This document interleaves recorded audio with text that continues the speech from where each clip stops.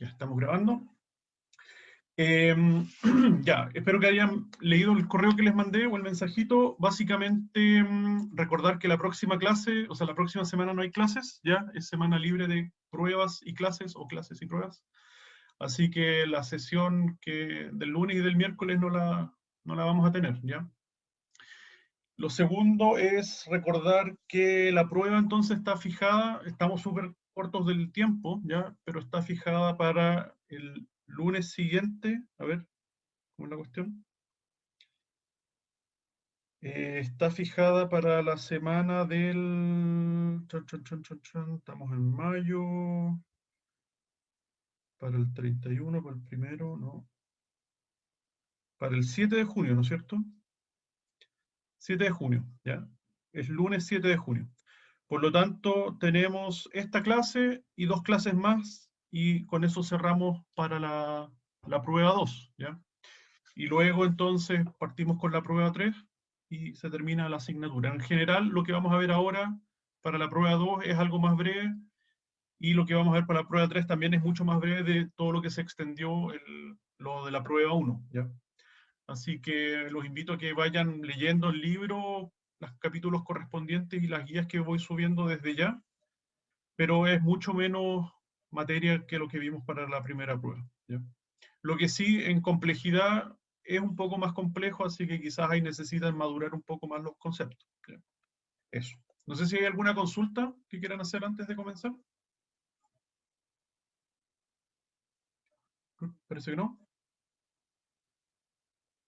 El chat parece que no. Ujú. ¿Sí? ¿No? No. Ok. Entonces, comenzamos. A ver, lo único que me falta aquí es tener los participantes a la vista. Ah, tenemos una persona en la lista de espera. Tengo que deshabilitar la lista de espera. Ahí sí. Ya, ahora estamos todos. Ya, comenzamos entonces. Bueno, el capítulo de hoy día sigue siendo el capítulo 3, ya utilizando los transistores bipolares como amplificación, como amplificadores, ya. Estamos en la parte 4 ya. Y hoy día vamos a analizar respuesta en frecuencia y sobre todo análisis en baja frecuencia de los amplificadores, ¿ya?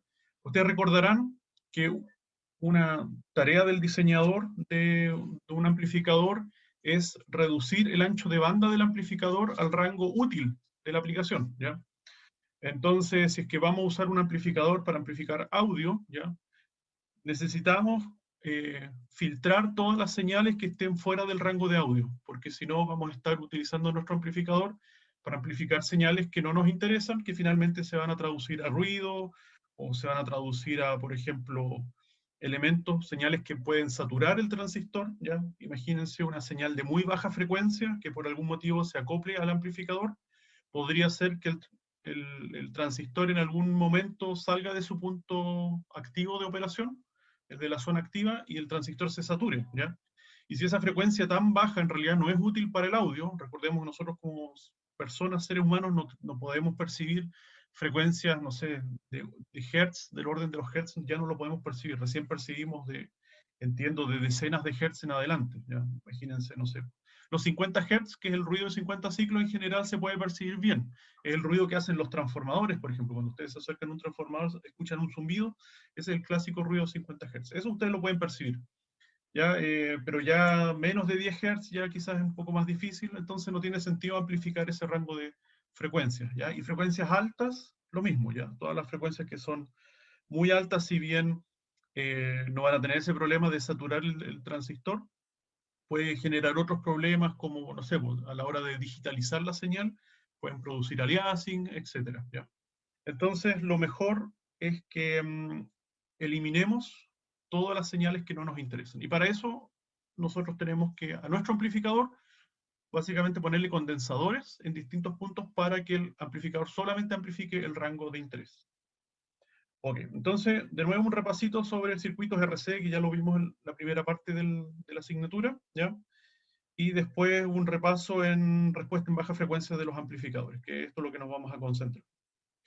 ¿Ya? Entonces, recordamos el circuito RC general, es un condensador y una resistencia, ya puede estar la resistencia en serie y luego el condensador en paralelo a la salida de la señal, o puede estar al revés. Y dependiendo del caso, uno es un filtro, ya vamos a hablar de un filtro, pasa altos o pasa bajos, ¿ya? Entonces, en el caso que estamos analizando ahora, ¿ya? Vemos que este condensador, ¿qué pasa cuando las frecuencias son muy altas? El condensador se va a comportar como un cortocircuito, ¿ya? Un cortocircuito. La función de transferencia en este caso, perdón, no la función de transferencia, sino que la impedancia del condensador, XC, ya es 1 sobre 2 pi f, donde f es la frecuencia en hertz, multiplicado por C, que es la capacitancia del capacitor, ¿ya? Entonces, si la frecuencia es muy alta, vemos que el denominador entonces se tiende a infinito, ¿ya? Tiende a muy alto, por lo tanto la impedancia tiende a cero, ¿ya?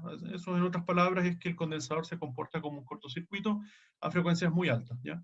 Por lo tanto, la transferencia entre BI y BO es directa. Como ven, aquí la señal pasa directo. Por lo tanto, este circuito es un filtro pasa altos, ya deja pasar las señales con frecuencias altas. En cambio, este mismo circuito, ¿qué pasa con frecuencia cero? Si yo le pongo una señal, una componente continua, entonces reemplazamos la f aquí en la función con un cero y naturalmente la impedancia tiende a infinito, se indetermina, ¿ya? Por lo tanto, esto se comporta como un circuito abierto, así que la transferencia es cero, no hay nada de la señal BI que se transfiera a la señal BO, ¿ya? Por lo tanto, eso de nuevo muestra que el comportamiento es como un filtro pasa altos que deja pasar solamente las frecuencias altas y que bloquea las frecuencias cero, ¿ya? La componente continua. A este condensador también lo podemos llamar el condensador de acoplo, ¿ya? Se llama condensador de acoplo porque está acoplando las señales que vienen desde BI hacia BO. Señales me refiero a señales alternas, ¿ya? Mientras que una componente continua la bloquea, ¿ya? Entonces solamente acopla, ¿ya? Las señales alternas y desacopla las señales continuas, ¿ya? Por eso se llama condensador de acoplo. Pero visto desde el punto de vista general, esto es un filtro pasa altos, ¿ya? Si analizamos entonces el diagrama de magnitud, ¿ya? De este circuito tan sencillo como una R y un C, vemos que tiene, bueno, este comportamiento más o menos, ¿ya? Donde a frecuencias mucho mayores a la frecuencia de corte, o también llamada frecuencia menos 3 decibeles, tenemos que la ganancia, en este caso está normalizado el gráfico, ¿ya? Vemos que entonces tiende a ganancia unitaria. Aquí no hay ninguna amplificación, lo único que puede hacer este circuito, por el hecho de ser pasivo, es que es atenuar nomás, ya no puede amplificar. Por lo tanto, en el mejor de los casos, cuando la señal pasa completa, tenemos ganancia unitaria, ¿ya? Y menos de la frecuencia de corte, ¿ya? Tenemos atenuación, ¿ya? Y a la frecuencia de corte, en este caso denominado F1, tenemos exactamente menos 3 decibeles, ¿ya? Por definición. Y esos menos 3 decibeles, si lo llevamos a veces, son 0,71 veces, ¿ya? Ahí está lo que acabo de decir, ¿ya? Frecuencia 1, frecuencia de corte, etc. Luego entonces podemos dibujar la frecuencia, o sea, la función de transferencia BO con respecto a BI, ¿ya? Entonces esto es un divisor de tensión, por lo tanto, como todo divisor de tensión, primero tenemos que la función es R, es la impedancia o la resistencia que está en paralelo con la salida, dividido por la suma de las dos impedancias, ya que es R más XC, ¿ya? Y eso multiplicado por la señal de entrada. Por lo tanto, si queremos sacar solamente la magnitud de esto, que en general es lo que nos interesa, ¿ya? Entonces lo podemos dejar en esta forma, ¿ya? Recordemos que la impedancia tiene un número complejo, ¿ya? Si consideramos solamente la impedancia del condensador, es un número complejo, ¿ya? Por lo tanto, si queremos saber la magnitud, tenemos que calcular, sacarle la normal a tanto la resistencia R como la impedancia C, ¿ya? Entonces esto se hace con la raíz de los elementos al cuadrado, de la suma de los elementos al cuadrado. Y esa magnitud, bueno, es la que se le divide el R, ¿ya? Y se multiplica por B. Entonces, un caso interesante, un caso de interés es cuando la impedancia del capacitor iguala a la impedancia del R, ¿ya? Cuando las dos divisores de tensión, por así decirlo, cuando las dos impedancias, perdón, son iguales, ¿ya? Entonces, tenemos igualamos XC igual a R, ¿ya? Entonces nos queda de esta forma, ya podemos entonces simplificar, o sea, raíz de 2, etcétera, vamos, ¿cómo se llama? Resolviendo, y al final nos queda entonces que cuando los dos elementos tienen igual impedancia, la señal de salida, BO, es igual a 1 sobre raíz de 2, la señal de entrada, ¿ya? Y aquí es donde empiezan a aparecer las dudas, ¿ya? Y hice esto no lo hice ahora, yo lo vengo haciendo desde que dicto esta asignatura, una pequeña aclaración que de repente no queda claro. Esto yo creo que ustedes se los han mencionado ya desde que han visto teoría de redes 1 o circuitos 1, no sé cómo se llama ahora en la mañana, 1, 2 y qué sé yo, pero no queda claro. Si se fijan, tenemos un divisor de tensión donde la R o la impedancia del C es igual a la del R acá. Ya las dos son la misma impedancia. Cuando nosotros teníamos, por ejemplo, un divisor de tensión con una R y otra R, olvídense del C momentáneamente, sino que con una R, y las dos R eran iguales, entonces lo que sucedía en ese caso, cuando teníamos dos R iguales, era que el voltaje de salida era la mitad del voltaje de entrada, ¿ya? Si las dos R eran iguales, entonces el divisor de tensión era a la mitad. Entonces el BO era igual a la mitad del BI, ¿ya? En este caso tenemos, ¿qué cosa? Una R y un C, donde el C tiene la misma impedancia que el R, entonces uno podría esperar, bueno, se supone que también el voltaje de salida tendría que ser la mitad del voltaje de entrada, porque las dos impedancias son iguales. Pero no es igual, no es igual a la mitad, sino que es igual a 1 sobre raíz de 2, ¿ya? Del voltaje de entrada al voltaje de salida. Entonces, ¿por qué no es la mitad? Y eso lo vamos a explicar así brevemente. ¿Ya? Pero primero, bueno, eso. Cuando nosotros calculamos la magnitud entonces de esto, cuando las impedancias son iguales, vemos que la relación es 1 sobre raíz de 2, que es precisamente 0.71, ¿ya? Veces, que es entonces ¿cómo se llama? La frecuencia de corte, ya la frecuencia menos 3 decibelios. Se da entonces cuando la capacitancia tiene, o mejor dicho, la impedancia del capacitor tiene la misma impedancia que la R, ¿ya? La capacitancia está dada por el fabricante o por la capacitancia del capacitor, pero si le cambiamos la frecuencia, en alguna frecuencia vamos a hacer que la impedancia de ese capacitor iguale a la del R, ¿ya? Y cuando sucede eso, entonces, tenemos que la relación entre el voltaje de entrada y el de salida es 0.7 veces, y no 0.5, como uno podría esperar si conoce algo de elementos resistivos, ¿ya? Entonces, ahora la explicación. Bueno, pareciera que hubiese una contradicción por las impedancias que son iguales, los voltajes deberían ser iguales, la que cae en el condensador y el que cae en la resistencia. Pero por otro lado, el voltaje del capacitor y del R es 0.7 veces, ¿ya? Y eso es más extraño aún. Los dos voltajes, ¿ya? El voltaje del capacitor es 0.7 veces el voltaje de entrada, y el voltaje de la R también es 0.7 veces el voltaje de entrada, ¿ya? Entonces tenemos que este voltaje es 0.7 veces, un 70% del voltaje de entrada, y este voltaje de la resistencia también es un 70% del voltaje de entrada. Y eso lo hace más extraño, porque si sumamos 70% con 70% nos da 1.4, ¿ya? Entonces, ahí es donde uno entiende menos. En el caso cuando teníamos resistencia aquí en vez de un condensador, y las dos resistencias eran iguales, bueno, ahí teníamos 0.5 y 0.5, ¿ya? 50% y 50%, y si lo sumamos nos da el 100%, ¿ya? BO, o sea que el BI se dividía en partes iguales en el elemento resistivo en serie con el paralelo.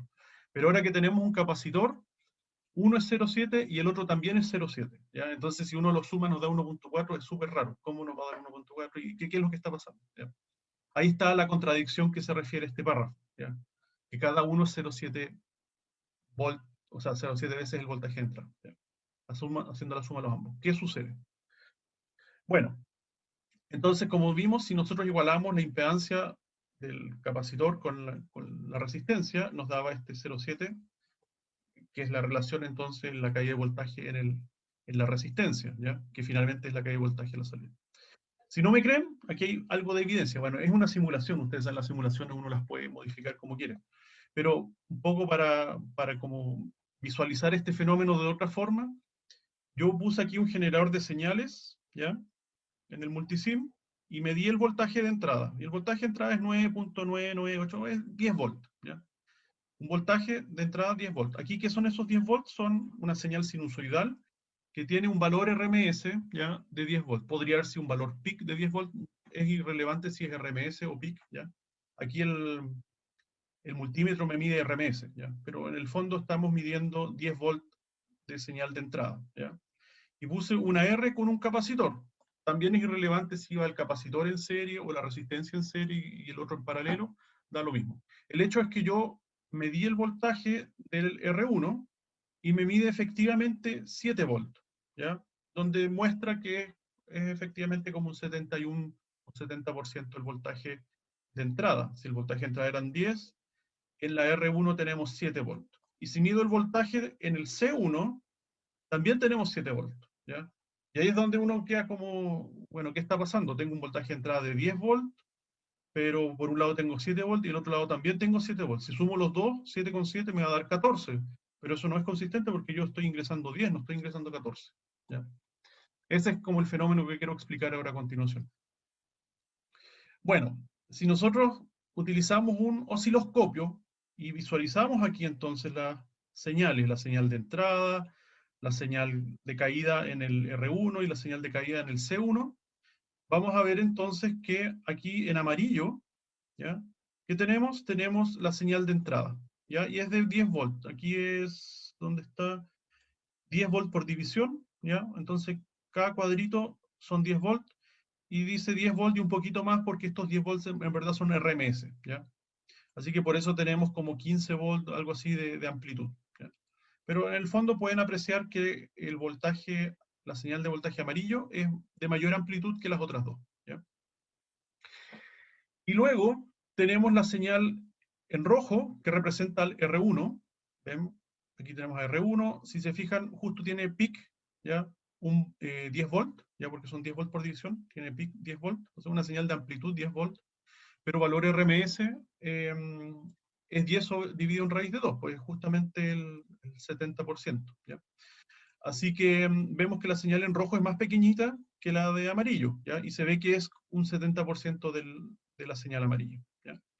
Y luego tenemos en celeste el voltaje del condensador, que como pueden ver tiene la misma amplitud, ¿ya? Que la señal en rojo.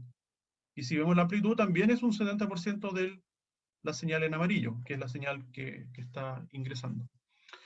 Entonces podemos ver que en realidad no hay contradicción.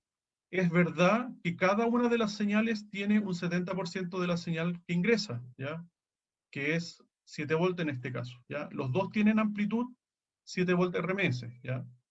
RMS, si bien digo, 7 volts RMS, ¿ya? El rojo tiene 7 volts RMS, el azul, el celeste también tiene 7 volts RMS, ¿ya? Y es verdad que la suma de los dos nos tiene que dar igual a la señal de entrada, ¿ya? Si se fijan, vamos a, por ejemplo, aquí en el cruce por cero de la señal amarilla, ¿ya?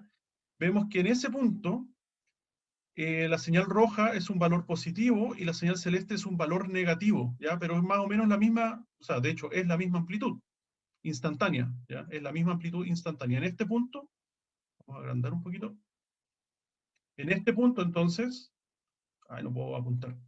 La amplitud de la señal en rojo es igual que la amplitud de la señal celeste, solo que uno es positivo y el otro es negativo. Por lo tanto, si la sumamos instantáneamente, nos da la señal amarilla, que es cero, ¿ya? Y así lo podemos hacer con distintos puntos. Por ejemplo, acá, la señal celeste y la señal roja coinciden en amplitud, y por lo tanto, si las sumamos las dos, nos da una amplitud mayor. De hecho, es la amplitud peak de la señal de entrada, ¿ya? Y por ejemplo, podemos ver el mínimo acá. El mínimo, no, el mínimo de, no, acá. Aquí la señal roja llega al mínimo. Ya la señal roja recordemos que es el R1. Y la señal celeste es 0. ¿Ya? Por lo tanto, el resultado, si sumamos los dos, nos va a dar que el amarillo es a la misma amplitud que el rojo, dado que el celeste es 0. ¿Ya?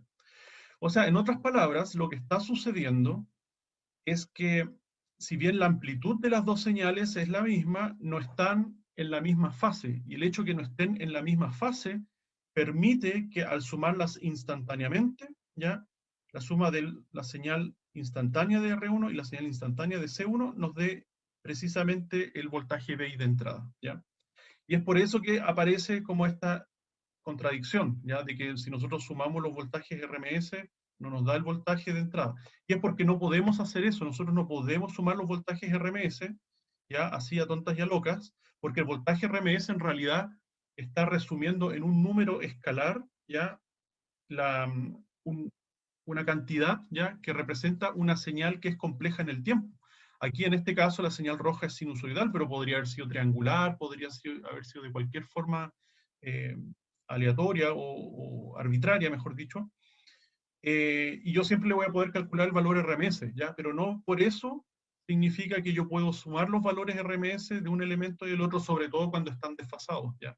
Porque ahí en realidad yo no significa que el resultado de esta suma de los valores RMS me va a dar el voltaje de entrada, ¿ya? Sucede cuando los dos elementos son resistivos. Ahí coincide que el valor RMS, a ver, y ni siquiera, ¿no? El valor RMS de uno y el otro. Claro, ahí coincide porque aquí va a ser 0,5, aquí va a ser 0,5, claro, porque el divisor es a la mitad. Cuando los dos elementos son resistivos, ahí sí funciona, ya, pero es un caso excepcional. En general, si cualquier elemento ya deja de ser resistivo y tiene alguna impedancia, tiene un elemento capacitivo o un elemento reactivo, mejor dicho, se desfasan las señales y ya no tiene por qué coincidir. ¿Ya? Así que ahí se ve que no hay contradicción. ¿Y por qué hice esta diapositiva y me tomé tanto tiempo en explicarla? Porque es un concepto que creo que es importante, ¿ya? Y que de alguna forma ayuda a entender ahora y les va a ayudar a entender después en electrónica de potencia también, estos fenómenos con las señales, ¿ya? Y señales que tenemos de ingreso, ¿ya? Y por qué no se puede sumar los valores RMS, etcétera, ¿ya? Y por qué aquí nos da 1 sobre raíz de 2 y no nos da 0,5, etcétera, ¿ya? Así que eso, ¿ya? Un circuito tan sencillo como una R y un C de repente genera estos problemas que en general son conceptuales, ¿ya? No sé si hay alguna consulta antes de seguir con esto. ¿Algo que quieran repasar? No, ya. Entonces dice, el desfase hace que la suma aparente de ambos voltajes BR1 y BC1 no sean igual al voltaje de entrada, ¿ya? Voltajes aparentes, ¿ya? Aparentemente esta señal, ¿ya? El voltaje del R1 y el voltaje del C1 se podrían sumar, en realidad no se pueden sumar, ¿ya? La suma de los voltajes instantáneos sí que es la suma del R1 instantáneo y el C1 instantáneo sí que nos da el B1 instantáneo, ¿ya? Ahí está la explicación. Ok, ahora volvemos entonces a la función de transferencia que vimos con este filtro pasaltos. Tenemos entonces, en este caso, función de transferencia es R, como vimos, menos la impedancia del condensador, ¿ya? Esto lo podemos reordenar, por ejemplo, si dividimos o multiplicamos por 1 sobre R, tanto en el numerador como en el denominador, ¿qué nos queda? Nos queda 1 dividido en 1 menos el elemento que vamos acá. Eso solamente es un reordenamiento de tabletita, es un reordenamiento de las variables, ¿ya? Eso se suele hacer y que ustedes ya lo han visto varias veces. Así que eso. Luego, entonces podemos también redefinir la impedancia XC como 1 sobre omega C, ¿ya? Y finalmente el omega lo podemos pasar a frecuencia si lo multiplicamos por 2pi y nos queda en función de la frecuencia, ¿ya? Entonces, relación entre la frecuencia de corte y la frecuencia a evaluar, ¿ya? Muchas veces, entonces, a nosotros nos dan la frecuencia de corte de un filtro, o lo conocemos a priori cuál es la frecuencia de corte, pero ahora queremos evaluar cuál es la magnitud de este atenuador, ¿ya? Para otras frecuencias, ¿ya? Entonces, como vemos acá, podemos redefinir la función de ganancia en función a la frecuencia de corte que ya conocemos. En este caso, la frecuencia de corte se llama el F1. ¿Ya? Así que si evaluamos, por ejemplo, F1 y evaluamos la frecuencia F1, nos va a dar que son iguales y nos queda 1 menos J, ¿ya? Entonces sacamos la normal de todo esto y nos va a dar el 1 sobre raíz de 2 que ya habíamos visto cuando las frecuencias son iguales o cuando la frecuencia es la frecuencia de corte, tenemos entonces que es el 0,70, que es lo que se multiplica a la frecuencia, al voltaje de entrada, ¿ya? El voltaje de salida es 70 veces el voltaje de entrada. Pero si, por ejemplo, evaluamos otra frecuencia, no sé, el doble de F, ya podría ser 2F1 o 3F1 o 10F1, entonces vemos que podemos evaluar cuál va a ser su ganancia a estas otras frecuencias, ¿ya? Y la magnitud entonces la podemos definir como esto, como la raíz de 1 más la relación entre f1 y f2, ya al cuadrado. Como ven, es una función directa, aquí no necesitamos considerar el j porque solamente estamos, la variable compleja, porque solamente estamos analizando entonces la magnitud. Y la fase también la podemos calcular rápidamente como tangente a la menos 1 de la frecuencia de corte partido en la frecuencia a evaluar, ¿ya? Por ejemplo, ¿qué pasa cuando f1, o sea, f es igual a f1? Esto nos va a dar 1 y tangente de menos 1 es igual a los 45 grados. Por lo tanto, cuando nosotros tenemos, o mejor dicho, tangente de 45 grados es 1. ¿Ya? Por lo tanto, en la frecuencia de corte se da que el desfase de este atenuador, compuesto por una R y un C, es exactamente 45 grados. ¿Ya? Pasarlo a decibeles es lo mismo, simplemente con la fórmula 20 logaritmo de 10, ¿no es cierto? Y acá hay un ejemplito, como ya les mencioné, que pasa cuando el f es igual a f1, entonces nos queda un 1 y aquí el otro 1, los dos al cuadrado, raíz, y nos queda el 1 sobre raíz de 2, que es el 0,70. O los menos 3 decibeles. Y por eso se llama la frecuencia de menos 3 decibeles. Ok. Entonces, utilizando la fórmula de decibeles, ya podemos entonces expander esta fórmula, y como vemos entonces la raíz y todo eso, se puede expresar como un medio, ¿ya? O sea, de todo esto elevado a un medio, y ese un medio puede pasar hacia adentro, perdón, puede salir de acá del logaritmo, como multiplicando al logaritmo, ¿ya? Por un medio, ahí está. Entonces nos queda el un medio multiplicando el 20, por lo tanto nos queda menos 10 de esta relación. ¿Ya? 1 más f1 partido por f, todo eso elevado al cuadrado. Y es una forma rápida entonces de calcular cuál es la atenuación en decibeles para una frecuencia determinada, dado que yo conozco la frecuencia de corte. ¿Sí?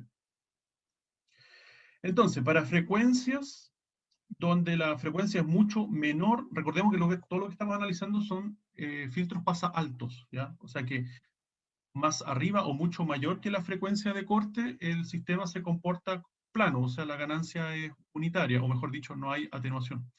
Entonces, ¿qué pasa cuando la frecuencia es menor que la frecuencia de corte? ¿Ya? Cuando la frecuencia es mucho menor que la frecuencia de corte, ¿ya? O si el f1 dividido en f al cuadrado es mucho menor que 1, que es lo mismo, ¿ya? Si f es mucho menor que f1, aquí ¿qué pasa cuando f es mucho menor que f1? Entonces este término es mucho mayor que 1, ¿ya? Porque es la división de uno sobre el otro. Eso es lo que está diciendo. Cuando f1 dividido en f al cuadrado, todo esto es mucho mayor que 1, entonces la ecuación anterior se puede aproximar a esto que tenemos acá, ¿ya? O sea, el 1, por definición, pues si esto es mucho mayor que 1, entonces sumarle 1 o no da lo mismo, ¿ya? Da lo mismo. Así que en realidad esto puede quedar como se ve acá. El 1, esa parte de acá se omite. Entonces, tenemos una forma rápida y simplificada de calcular la atenuación de un filtro en este caso, para una f arbitraria, dado que conocemos la frecuencia de corte, ¿ya? Y es como se ve acá. Así que, y ahora sí, este 2 que está acá, puede salir de nuevo multiplicando, ¿ya? Ahí, entonces nos queda 2 por menos 10, bla, bla, bla, y ahí nos queda el menos 20, entonces el logaritmo de la relación entre f1 y f2, ¿ya? Y aquí es donde aparece lo de los menos 20 decibeles por década, ¿ya? ¿Por qué? Porque si F1, o sea, perdón, si F en este caso es 10 veces, ¿ya? Mayor que F1, o mejor dicho, 10 veces menor que F1, ¿ya? Entonces ese 10 pasa directamente para afuera porque estamos hablando, o sea, pero a través del logaritmo, ¿ya? Porque es precisamente logaritmo en base 10, ¿ya? O sea, si es que yo digo que f es, si f es, ay, ¿cómo lo explico? O sea, ¿cómo lo escribo? Borramos acá. Cuando f es igual, por ejemplo, a f1 décimos, entonces todo lo que nos queda acá nos quedaría menos 20 logaritmo en base 10, ¿ya? ¿De qué cosa? De,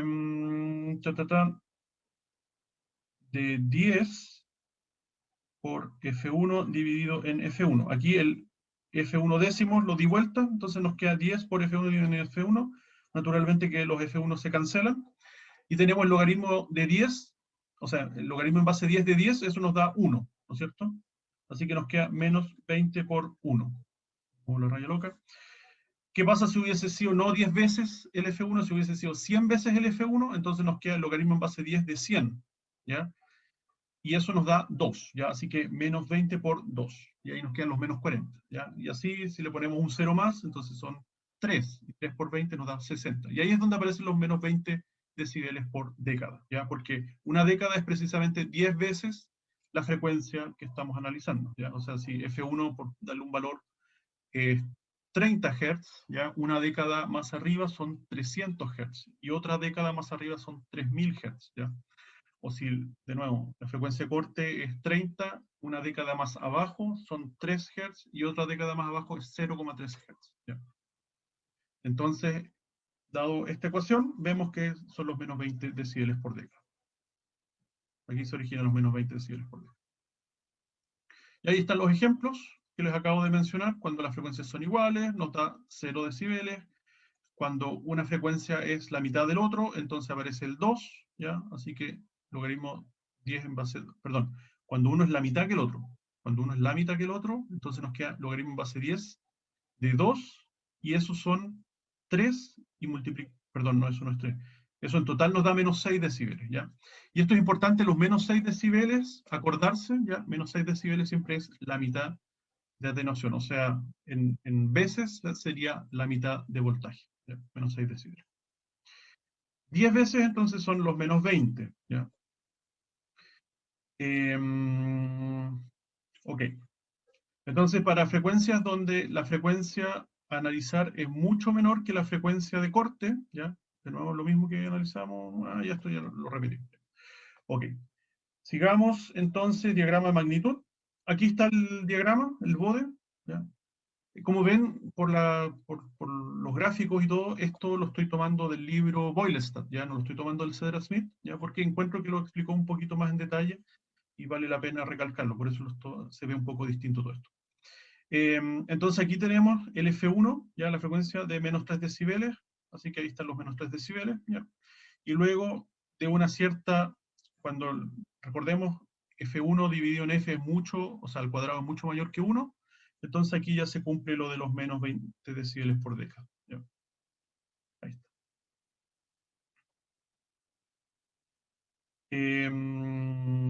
Entonces la atenuación, ¿qué pasa cuando la frecuencia es la mitad? Si la frecuencia es la mitad, la atenuación es la mitad.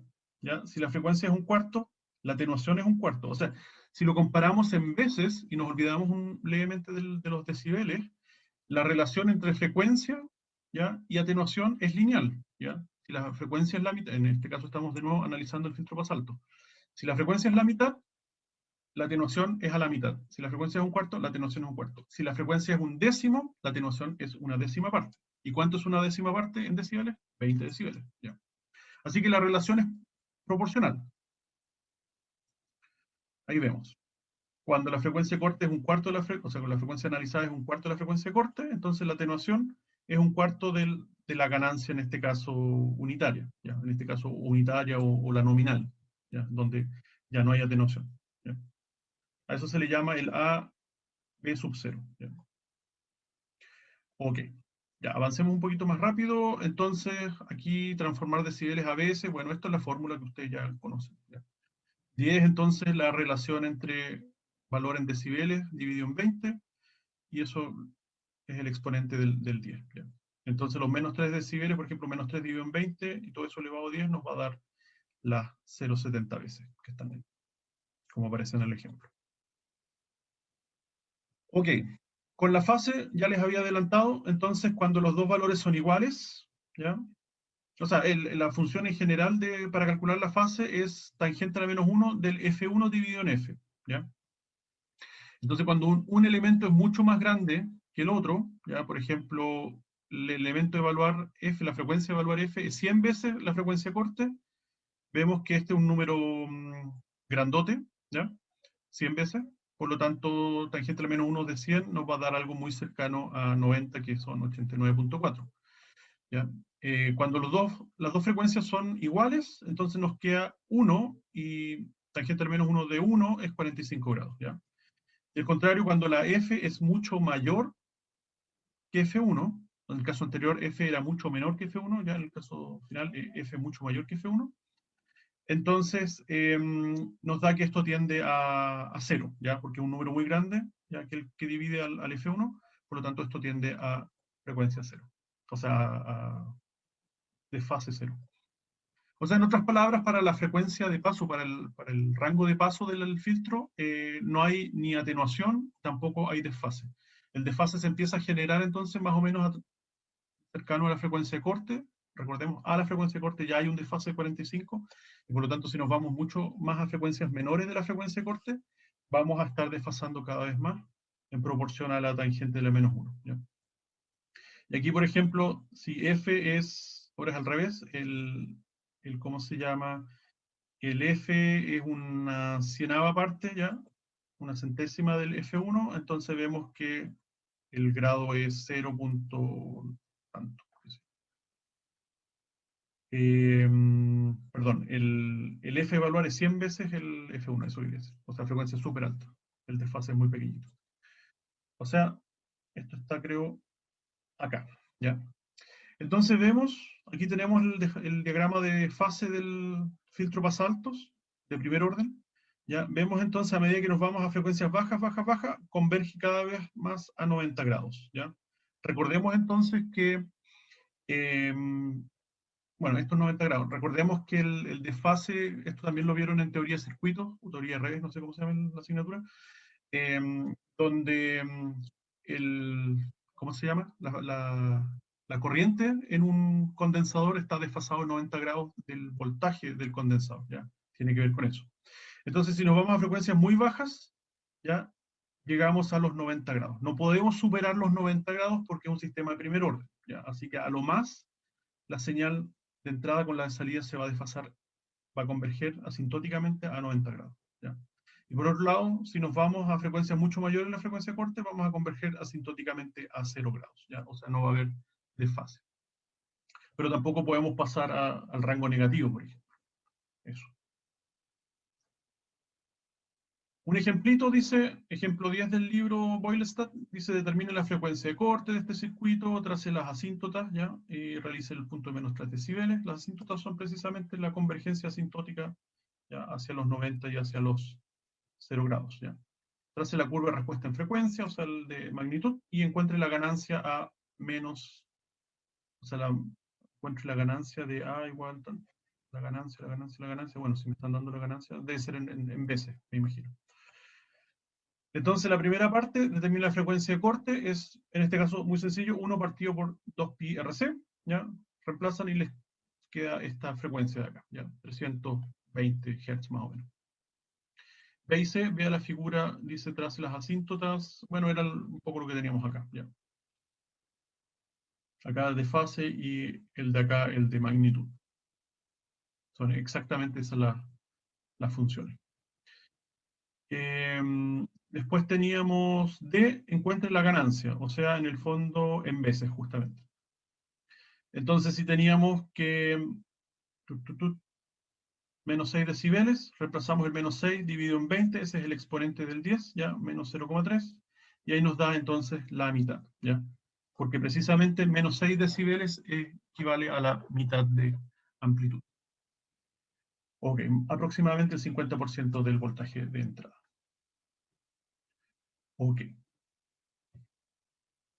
Ya, y ahora por fin, entonces vemos todo esto aplicado a un circuito, a los circuitos basados en transistores que hemos visto hasta ahora. Nosotros hemos visto entonces en general un transistor donde tenemos, por ejemplo, una señal, ¿ya? Una fuente de señal que muchas veces tiene su impedancia de salida, y esta señal entonces se acopla a través de un condensador de acoplo, ¿ya? Que hace a su vez de filtro basalto, acopla la señal a la base del transistor, ¿ya? A su vez la base del transistor tiene estas dos resistencias R1 y R2. ¿Para qué? Para efectos de polarización DC, para que esté el transistor operando en el punto, en la zona activa del mismo, digamos, ¿ya? Pero para efectos del cálculo de la frecuencia de corte del filtro basalto que se forma con este CS, ¿ya? Con este condensador de S, sí nos van a afectar para la frecuencia de corte, ¿ya? Hay que considerarlas para el cálculo, ¿ya? A su vez vemos también que tenemos una resistencia RE, y recordarán que la resistencia RE es para estabilizar el punto de operación del transistor, ¿ya? Estabilizarlo. Entonces, al estabilizarlo significa que es menos dependiente de temperatura con respecto al punto de operación, o sea, la polarización en DC del transistor. Pero esta resistencia RE tiene como consecuencia que reduce la ganancia del amplificador a frecuencias mayores que cero, ¿ya? O sea, a señales, lo cual es un problema, ya, porque yo precisamente quiero amplificar señales. Entonces, si el R es muy grande, me va a estabilizar el punto de operación, pero me va a atenuar la señal de ganancia, o sea, el efecto de amplificación. Por lo tanto, para lograr las dos cosas, poder amplificar bien la señal, pero estabilizar el punto de operación, un truco es aplicarle un condensador, ¿ya? En paralelo al RE. Entonces, así, a grandes rasgos, ¿qué sucede? Imagínense a frecuencias muy altas cómo se comporta este CE. El CE, este condensador, se comporta como un cortocircuito, ¿ya? Por lo tanto, a frecuencias altas, este RE está en paralelo a un cortocircuito. Por lo tanto, el RE ya no tiene efecto, ¿ya? No tiene efecto estabilizador, pero no importa porque la estabilización es solamente para el punto de operación en continua, en DC, ¿ya? Por lo tanto, en señales alternas, el RE no existe, y aquí hay un cortocircuito. Por lo tanto, esto es como que estuviese el emisor conectado directamente a tierra. Mientras que a frecuencia cero, este condensador se comporta entonces como un circuito abierto, y a frecuencia cero, y no está, digamos, es como que no existiera, y a frecuencia cero, entonces ahí sí vale solamente el RE, ¿ya? Y este comportamiento de privilegiar, o sea, cuál es el efecto finalmente, que también tiene un efecto de pasa alto, ¿ya? Las frecuencias altas, entonces, al RE desaparecer, ese RE deja de atenuar o generar este efecto de atenuador sobre las señales, por lo tanto, frecuencias altas son privilegiadas en magnitud, en contraste con las frecuencias bajas, ¿ya? Por lo tanto, todo esto también va a generar un filtro pasa altos, ¿ya? Así que tenemos ya dos filtros pasa altos. Tenemos el filtro pasa alto que se genera debido al condensador de acoplo, y tenemos el filtro pasa alto que se genera debido a este CE, ¿ya? Con respecto a la R que tiene ahí en paralelo. Y finalmente tenemos otro condensador de acoplo que es para sacar la señal desde el condensador. Y aquí tenemos, o sea, desde el condensador, desde el colector, quiero decir. Aquí tenemos el colector del transistor, es donde aparece finalmente la señal, pero aparece, como vimos en la clase anterior, junto con una componente continua. Pero a nosotros no nos interesa la componente continua, así que la que queremos dejar fuera, y para eso le ponemos un condensador, y ese condensador entonces desacopla la componente continua y acopla solamente la componente alterna al otro lado, a la señal de salida PO. Y finalmente tenemos una RL, que es nuestra clásica carga, que podría ser un parlante, podría ser un elemento determinado, podría ser la impedancia de entrada de la segunda etapa de amplificación, etcétera, ¿ya? Pero el hecho es que esto que viene de aquí en adelante podría ser precisamente la etapa de acá, ¿ya? Podría ser que de aquí tenemos después otro amplificador transistorizado, entonces nuevamente estamos ingresando la señal aquí, la entrada, etcétera. Entonces, como ven, tres filtros pasaltos, por lo tanto, el efecto se, se complementa, ¿ya? Por lo tanto, si cada uno es un sistema de primer orden, entonces al poner los tres, tenemos ya un sistema de tercer orden. Así que tenemos ya no 20 decibeles por década, vamos a tener tampoco 60, sino que vamos a tener 20, 40, 60, vamos a tener 60 decibeles por década de caída, perdón, debido al triple efecto de filtro pasalto que tenemos en esta configuración, ¿ya? Así que veamos cómo se calcula todo esto. Finalmente, lo que me interesa, bueno, primero es poder analizarlo y después poder diseñarlo, ¿ya? Entonces vamos con eso. Y ahí están los condensadores que aparecen acá, que son los tres entonces filtro pasalto. Vamos con el primero. El primero es el filtro, el condensador CS, ¿ya? El condensador CS. Entonces, dijimos que para calcular la frecuencia de corte, lo que tenemos que hacer es a un condensador ver cuáles son las resistencias que se oponen al paso de corriente o que de alguna forma reducen o extienden la descarga del condensador. Si el condensador estuviese cargado y yo lo conecto en esa parte del circuito, ¿a través de qué resistencia se descargaría ese condensador? Esa es como la pregunta que tenemos que evaluar. Entonces tenemos el CS. Para hacer el análisis de impedancia, recordemos que las fuentes de tensión, las fuentes de voltaje, las vamos a convertir en cortocircuitos y las fuentes de corriente en circuitos abiertos, ¿ya? Por lo tanto, para efectos de calcular cuál es la resistencia que rodea este condensador CS. Bueno, por un lado tenemos entonces la fuente de señal con una resistencia RS, el condensador, y luego tenemos lo que continúa del sistema, que vendría siendo todo lo que tenemos acá, ¿ya? Entonces, ¿qué es lo que vemos a la derecha del condensador CS? Es cómo sería esta resistencia RI, que es la que observa el condensador de CS hacia su derecha. Vemos entonces que tenemos estas dos resistencias, ¿ya? Recordemos que aquí tenemos VCC, que es una fuente de voltaje, por lo tanto la convertimos en un cortocircuito con tierra, ¿ya? Por lo tanto, al VCC estar, o sea, al este punto estar a tierra, lo que sucede es que finalmente tenemos un R1 que está en paralelo con R2, porque los dos terminan en el mismo punto. El R2 ya estaba a tierra y el R1 está por este lado a tierra debido a que la fuente VCC se reemplaza por un cortocircuito, ¿ya? Así que este R1 y R2 pasan a ser dos resistencias en paralelo, que son las que, por donde se descarga finalmente parte de la carga del condensador CS, ¿no es cierto? Pero además tenemos otro elemento que es la misma base del transistor. El transistor, a su vez, recordemos, tiene una resistencia de entrada determinada por qué, por su RP, ¿ya? Entonces, a ver, antes de saltar a eso, claro, tiene el RP, ¿ya? Tiene el RP y además tiene el RE. Y ahí es donde se vuelve confuso un poco la cosa, ¿ya? ¿Qué pasa con este CE? ¿Cómo lo considero para efectos de calcular la impedancia?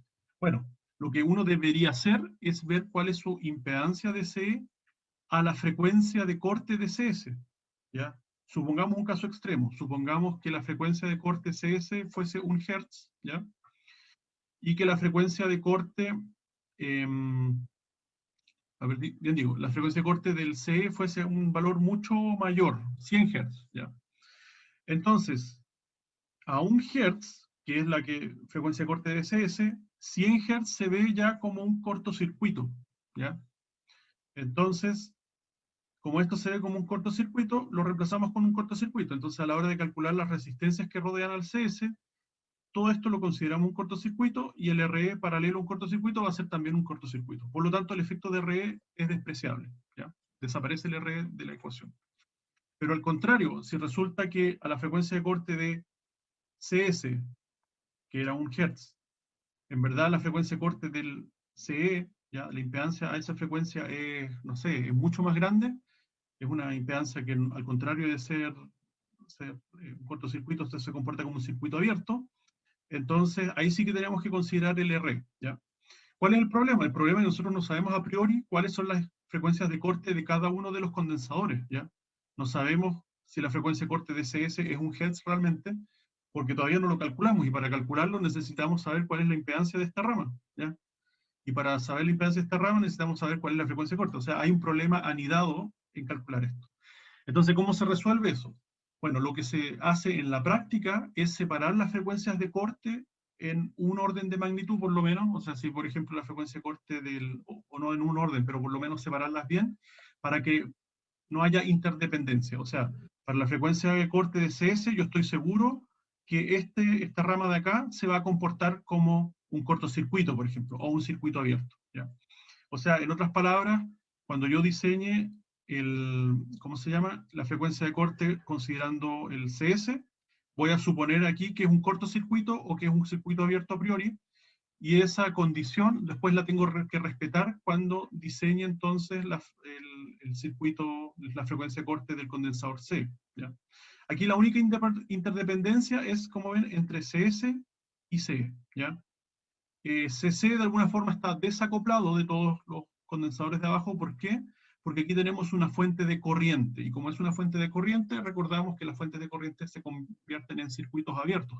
Por lo tanto, hay un desacople entre las impedancias que ve el condensador CC, ¿ya? Para abajo, así que el condensador CC solamente va a ver la resistencia RC por un lado y va a ver la resistencia RL por el otro, ¿ya? Así que es mucho más fácil la parte del CC. Pero en la parte del CS es un poquito más engorroso, ¿ya? Pero entonces, veamos cómo lo resuelve el sistema. Tenemos entonces nuestro CS, recordamos que es el condensador que está aquí en la fuente de la señal, ¿ya? Tenemos ese. ya me pasé la hora, así que voy a terminar con el CS nomás y después dejamos para la próxima clase el CE y el CC. Entonces tenemos el...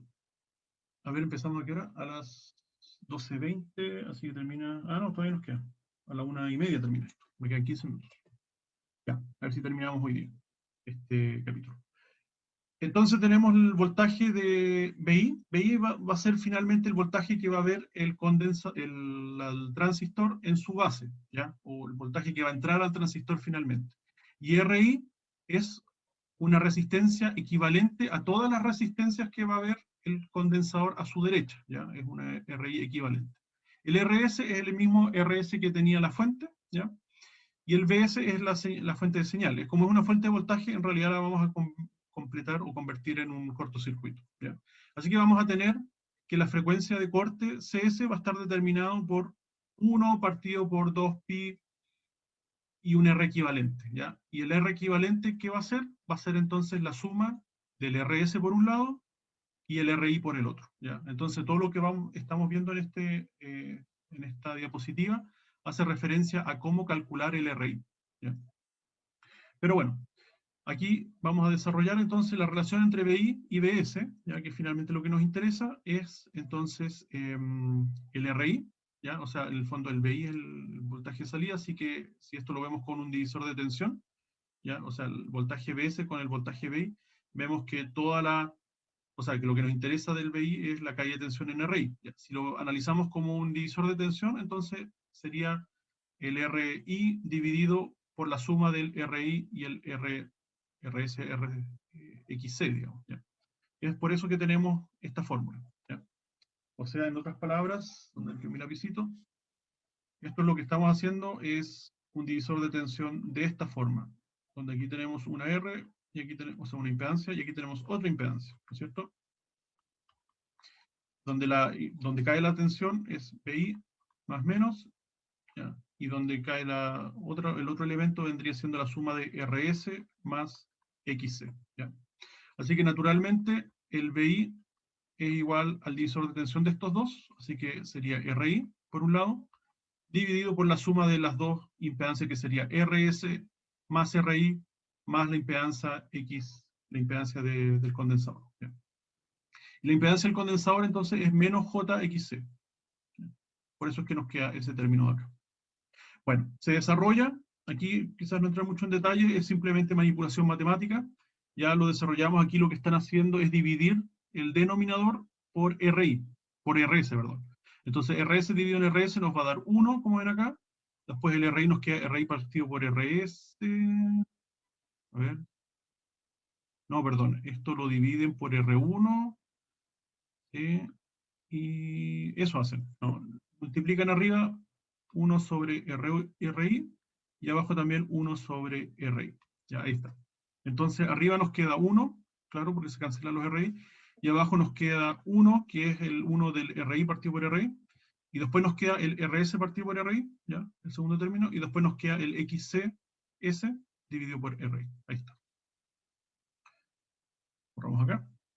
Entonces, se sigue desarrollando esto, se expande, qué sé yo, se deja por un lado las resistencias y por el otro lado la parte compleja, ¿ya? Si se fijan, aquí tienen una J que multiplica todo esto, como la variable compleja, y la idea es dejarlo a un lado la parte real y el otro lado la parte compleja, ¿ya? Entonces nos va a quedar de una forma separadita, y esa forma separadita entonces se puede expresar de forma, a ver, ¿dónde estamos? De forma 1 partido por 2pi RC, ¿ya? Toda esta demostración finalmente es para poder estimar matemáticamente cuál es el R equivalente, ¿ya? Y el R equivalente, si nos fijamos acá, ¿ya? Es igual al RI más al RS, ya que es lo que sabíamos. En realidad esta es como la demostración matemática para poder estimar cuáles son las resistencias que finalmente están involucradas en el cálculo de la frecuencia de corte. Yo eso los había adelantado, para estimarlo así al ojo, es simplemente las resistencias que rodean al condensador. Si tenemos aquí el condensador, ¿qué resistencias lo rodean o qué resistencias están involucradas para la descarga del condensador? Tenemos que es RI por un lado más el RS por el otro, ¿ya? Porque las dos se involucran en la descarga del condensador. Bueno, eso es lo que nos da esta manipulación finalmente, que el R equivalente ¿ya? El R de la frecuencia de corte es el RI más el RS. Ok, y aquí es donde entonces, ahí está 1 partido 2pi RI más RS por CS, ¿ya? Y aquí lo manipulan de nuevo, y aquí es una forma entonces de estimar cuál es la frecuencia, cuál es la magnitud, perdón, la magnitud de atenuación para una frecuencia arbitraria. Entonces nos queda de esta forma. Esto lo pueden anotar en un formulario, no tienen que entenderlo así, aprendérselo de memoria. Entonces el RI partido por RI más RS, ya, y todo eso multiplicado por 1 partido por 1 menos ahí la relación entre el F de corte y el F. Ok, entonces ahí está la fórmula. Este es el atenuación circuito para Fs, mucho mayor que la frecuencia corta, o sea, para la banda de paso, es simplemente la atenuación, por así decirlo, de RI y RS, ¿ya? Lo va a estar determinado por estos dos elementos. La frecuencia es muy alta, donde el elemento reactivo del condensador no juega ningún rol, ¿ya? Entonces lo podemos calcular la atenuación fácilmente con esta fórmula, ¿ya? Entonces la frecuencia de corte debido a CS es esta fórmula de acá, ¿ya? ¿Qué pasa cuando la frecuencia a evaluar es mucho mayor que se ve así? Ya se ve como que es un cortocircuito acá. Por lo tanto, si yo en BI tengo una señal, la señal que voy a tener en BO es simplemente la atenuación de estos dos elementos, ¿ya? Que es como una atenuación resistiva, ¿no? Por eso la fórmula de acá es una fórmula resistiva, la clásica, el RI partido por RI más RS. ¿Ya? El problema entonces es cuando estamos por debajo de la frecuencia de corte o cercano a la frecuencia de corte, entonces ahí tenemos que involucrar la reactancia capacitiva de la fórmula. Ok, entonces, ahora vamos al RI. ¿Ya? Aquí hablamos de RI de forma abstracta, ¿ya? O sea, pero en verdad involucran varias resistencias. Entonces, ¿cuáles son esas resistencias? Por un lado tenemos una resistencia que está determinado por el RI, lo destacamos, highlighter, el RI, o sea, el R1 y el R2. Dijimos que estos dos, como el BCC se convierte en una conexión a tierra, un cortocircuito, entonces en realidad tenemos que R1 y R2 están en paralelo, ¿ya? O sea, entiendo que ya en vez de que quede tierra, cortocircuito, tierra, aquí tenemos el R1 y el R2. ¿Qué estamos haciendo? Lo estamos convirtiendo a R2 y un R1. Están los dos conectados al mismo punto. Y esta es la señal de entrada y la de salida. Es por eso que R1 y R2 son en paralelo o se consideran en paralelo. Y la segunda parte, o sea, el otro elemento resistivo que vemos en este nodo es la resistencia de entrada del transistor, ¿ya? Que es el RP, ¿ya? Y el RP dijimos que es beta veces RE, ¿ya? Entonces, aquí mencionan beta veces RE o RE directamente, ¿por qué? Porque aquí podemos utilizar el modelo T, ¿ya? Y recordamos que el modelo T tiene la ventaja que la resistencia queda visible, la resistencia RE queda visiblemente, o sea, se ve directamente desde el nodo de base, ¿ya? La resistencia RE, y esa RE se puede conectar directamente con la resistencia RE externa, ¿ya? Y eso es lo que estamos haciendo acá. Pero bueno, ¿qué sucede acá? Vamos a considerar, o el libro consideró, ya para este caso, que aquí hay un cortocircuito, ¿ya? ¿Por qué? Porque el condensador C, a la frecuencia de corte que estamos definiendo, o que se va a definir para CS, este condensador se va a comportar como un cortocircuito, ¿ya? O sea, la impedancia de C va a ser 0 a la frecuencia de corte CS que estamos calculando, ¿ya? O sea, en realidad, entonces, ¿qué es lo que tenemos? Tenemos aquí el cortocircuito, y aquí es donde ese cortocircuito se debe hacer. Por eso no se considera, ¿ok?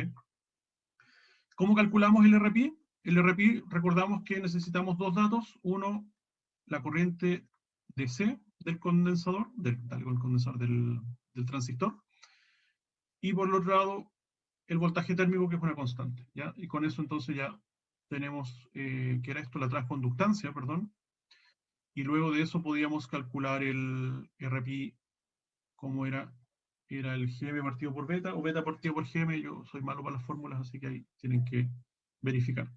pero el RPI entonces sale al tiro. Y ahí tenemos entonces las dos resistencias que finalmente se calcula el paralelo entre los dos y ahí ya tenemos el RI, que es el que utilizamos en la fórmula, ¿ya? Entonces el RI finalmente es el R1 en paralelo a R2 y en paralelo al RPI, que en este caso es beta por R.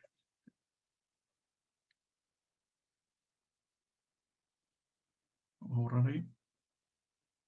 Que dice, para simplificación del cálculo, se supondrá que C está operando a frecuencia de corte de CS, por lo que se reemplaza por un cortocircuito. Eso mismo. Ok. Entonces, ese fue el cálculo, ¿ya? O sea, en el fondo con esto ustedes ya pueden calcular la frecuencia de corte o diseñar la primera etapa, la primera parte de la respuesta en frecuencia del amplificador con CS, con esos elementos, ¿ya? Utilizan la fórmula y les debería dar. Ahora vamos a la parte del CC.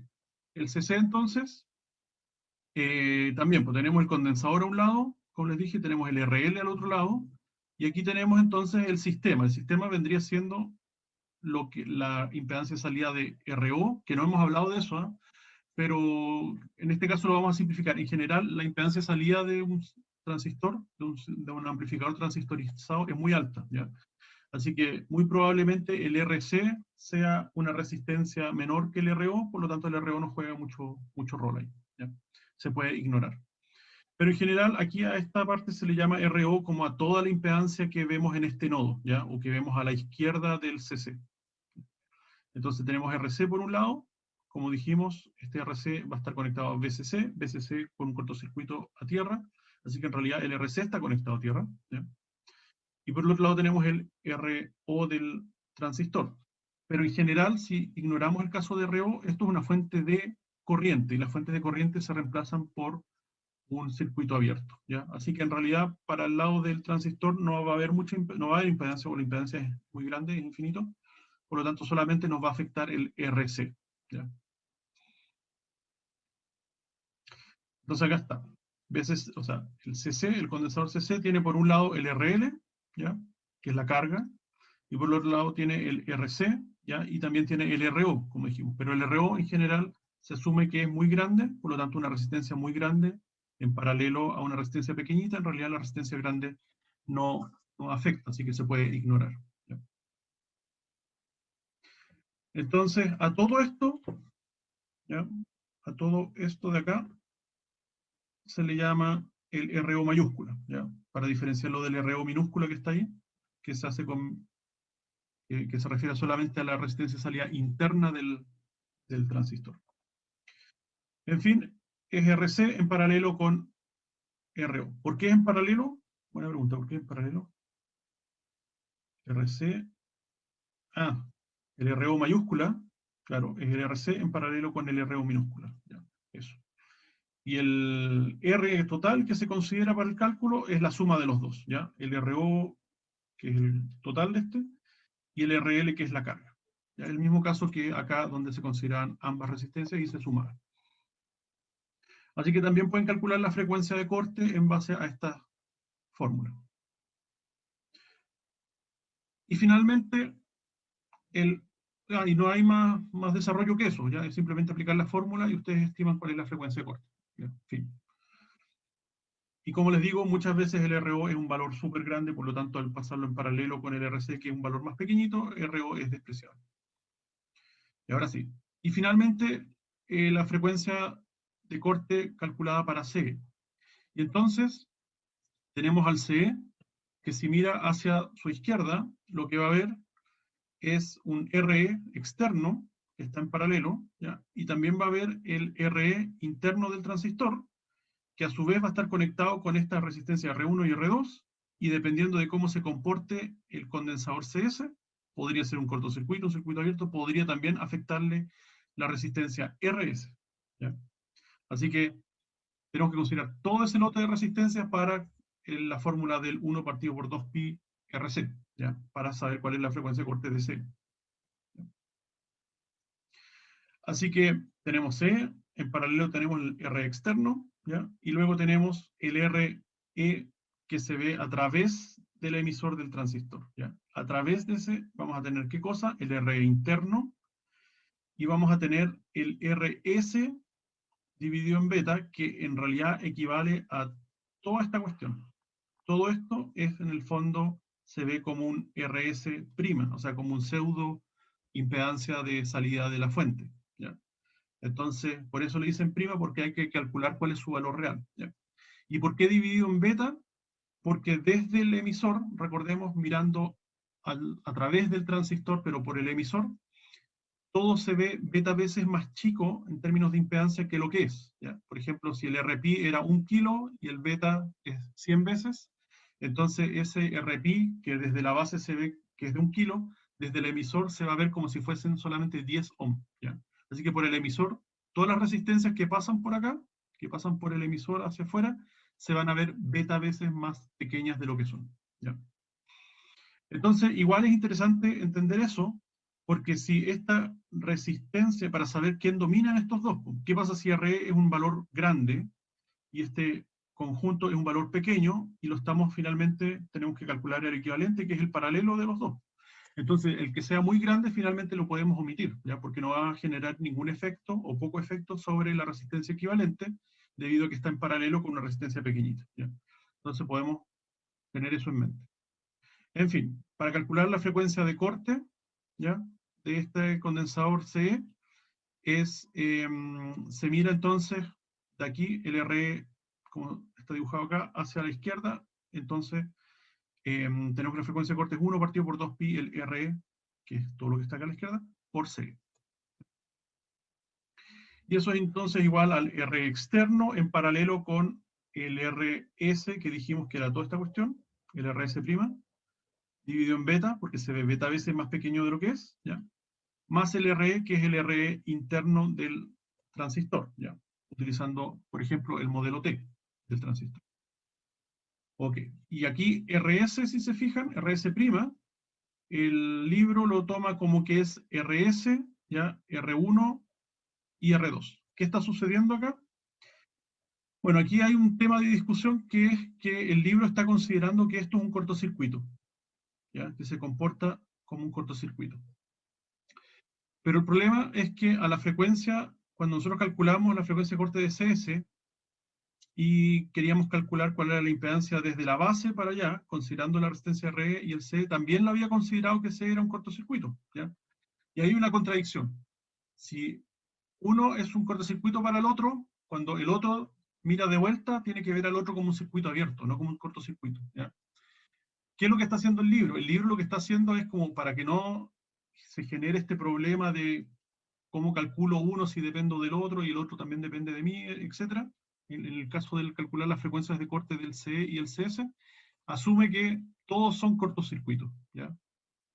Entonces, ¿por qué? Porque el cálculo preciso en realidad es mucho más engorroso. Como les digo, habría que hacer como una serie de iteraciones. Yo lo hice una simulación en Excel, ¿ya?, para llegar exactamente a la frecuencia de corte de los dos, considerando ¿cómo se llama?, las impedancias cruzadas, ¿ya?, de que cómo afecta el condensador CS, la impedancia del condensador CS al cálculo de la frecuencia de corte de C, y cómo afecta el cálculo de la frecuencia de C al condensador CS, ¿ya?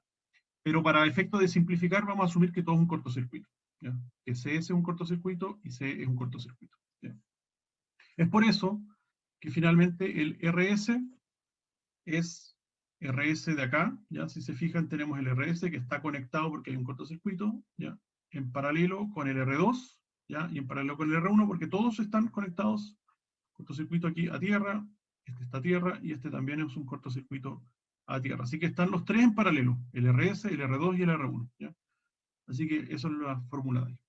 Así que utilizando eso, ya aquí lo dividimos por beta y se lo sumamos al RE del transistor, que de nuevo lo pueden calcular directamente a través de la corriente. ¿Cómo era el RE? Perdón, el RE era 1 sobre GM, ¿ya? Y el GM sí que era, ¿cuánto era? O alfa sobre GM, pero 1 sobre GM está bien. El GM era IC/DC dividido en BT, ¿ya? Así que como es el recíproco, vamos a decir que es BT dividido en IC/DC, el RE interno, ¿ya? Así que ahí podemos calcular y sabemos cuál es la impedancia entonces que va a haber este condensador C, y con eso podemos finalmente calcular la frecuencia de corte, ¿ya? Y ahí está listo. Ya con eso entonces calculamos las tres frecuencias de corte debido a los tres condensadores. Naturalmente no todos los amplificadores transistorizados necesitan tener los tres condensadores. ¿Ya? Por ejemplo, en el caso de acá podríamos tener que la señal VO está bien con una componente continua y nosotros podríamos conectarlo directamente. Entonces ya no necesitamos un CC.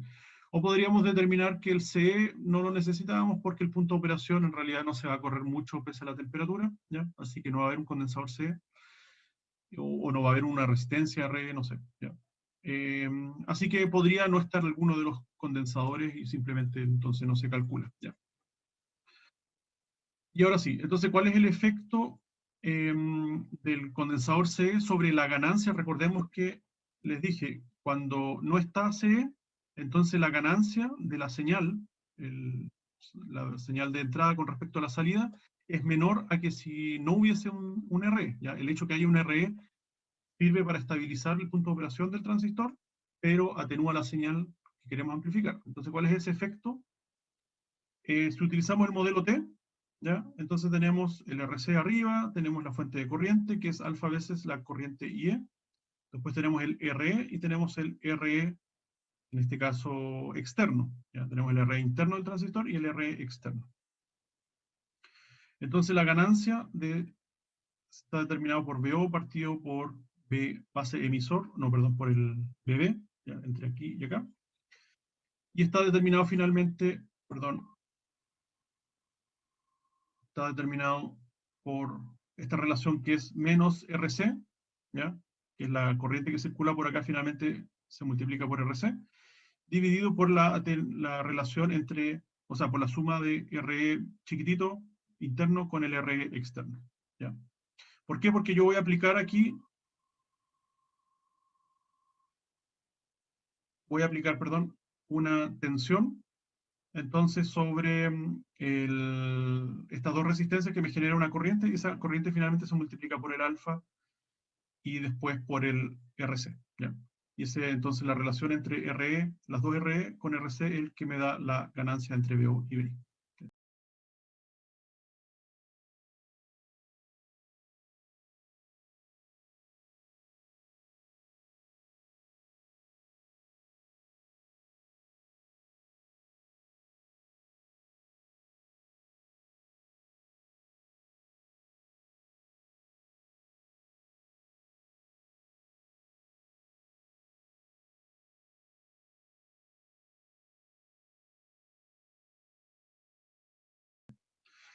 Así que hay un pequeño ejemplo, ¿ya? Se lo dejo a ustedes para que lo resuelvan, ¿ya? Y con eso entonces terminamos el capítulo. Tenemos el circuito RC que vimos, o si los circuitos RC en general, que a frecuencias muy altas los condensadores se comportan como cortocircuitos, a frecuencias bajas como circuitos abiertos. Hablamos sobre la frecuencia menos 3 decibeles, los valores de tensión RMS, y supuesta, ¿cómo se llama? Contradicción de que cuando tenemos la frecuencia de corte, la caída de tensión en ambos elementos es igual a 0,7 veces la señal de entrada, lo que es contradictorio a primera vista porque cuando nosotros lo sumamos nos da más de 1, nos da 1,4, pero si lo vemos en un osciloscopio, las señales de forma instantánea, nos damos cuenta que en realidad no hay contradicción, porque instantáneamente sí se cumple que la suma de los voltajes de los elementos nos dan la señal de entrada. ¿Ya? Vemos también que en el rango de frecuencias de atenuación, a ver, el rango de frecuencia de atenuación por el circuito RC, la atenuación es directamente proporcional a la separación de distancia. O sea, 10 veces la frecuencia es una atenuación de 10 veces la ganancia nominal. ¿Ya? Y finalmente vemos entonces que la fase, o sea, cuando tenemos la frecuencia de corte, aquí le puse FC, pero en el texto aparecía como F1, ¿ya? La fase a la frecuencia de corte es 45, ¿ya? Y a valores mucho mayores, entonces tiende a 0, ¿ya? Y mucho menores tiende a 90, ¿ya? Y la respuesta en baja frecuencia del amplificador, vimos entonces que para calcular la respuesta en frecuencia se localizan estos tres condensadores, que los tres tienen respuesta como un filtro pasaltos, ¿ya? Y que los condensadores de acoplo CS y CC atenúan baja frecuencia, ¿ya? Y condensador CE tiene como objetivo aumentar la ganancia. Y también entonces atenúa las bajas frecuencias. Y la referencia. Eso, chiquillos, ya, maratónica la sesión, pero por lo menos cerramos aquí todo lo que es ya amplificadores transistorizados, así que en realidad lo que viene a continuación son ya otro tema que es amplificadores de potencia, ¿ya? Las famosas clasificaciones de las etapas de potencia, que es clase A, clase B, clase C, etc. Por lo tanto, no, ¿cómo se llama? No salimos del tema de amplificadores de señales propiamente tal, ¿ya? Así que eso es más o menos lo que pueden esperar para la segunda prueba. Lean harto el libro, el Boilestad también está arriba, así que le pueden echar un vistazo a los ejercicios. Creo que están mejor explicados que en el Cedra de repente como que se tiran muy encima de los ejercicios, ¿ya? Así que les recomiendo que tengan los dos a la vista, ¿ya? Están los dos en el aula virtual para que los estudien, ¿ya? Eso, dejamos yo creo entonces hasta acá la clase y nos vemos no la próxima semana, sino que en 2 semanas más, el día lunes. Ya, cuídense, nos vemos. No, profe, cuídese. Cuídense, adiós, No, profe, cuídese. Chao, profe. nos Gracias. vemos, Chao, profe, gracias. adiós.